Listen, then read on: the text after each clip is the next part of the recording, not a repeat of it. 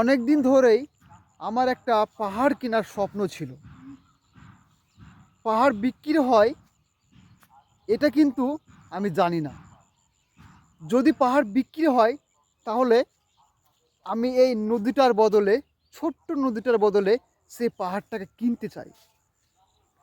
কিন্তু পাহাড়ের চাইতে এই নদীটি অনেক দামি। তবু আমি কিনতে চাই, কারণ আমি বোকা। কি সুন্দর একটা কবিতা, তাই না? তো দেখুন, আমি রয়েছি একদম ভৈরব নদীর শেষ তীরবর্তী নদীর কিনারায়, এবং কি সুন্দরভাবে সমস্ত পাখি থেকে শুরু করে প্রাকৃতির সমস্ত কিছু যেন আওয়াজ করছে।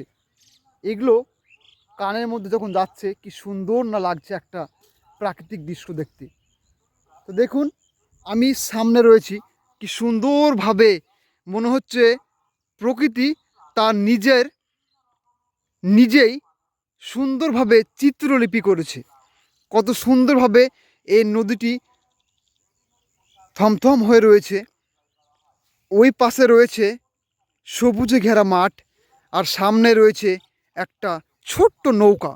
এই নৌকাটি অনেক দিন ধরে পড়ে রয়েছে।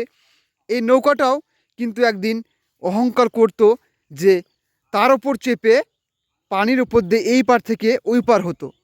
কিন্তু আজ দেখুন কি লীলাময়, কি লীলাখেলা। আর তাকে ব্যবহার করে না, তার স্বার্থ ফুরিয়ে গেছে। তাই সে কিন্তু একাই পড়ে রয়েছে। কি সুন্দরভাবে দেখুন, পানির ওপরে কি সুন্দরভাবে সে থমথমভাবে দাঁড়িয়ে রয়েছে। তার কাছে কেউ আসেও না, তার অহংকারও কেউ দেখতে আসে না। কি সুন্দরভাবে দেখুন, চারি সাইডটা যেন এক মায়াময় নদীময়।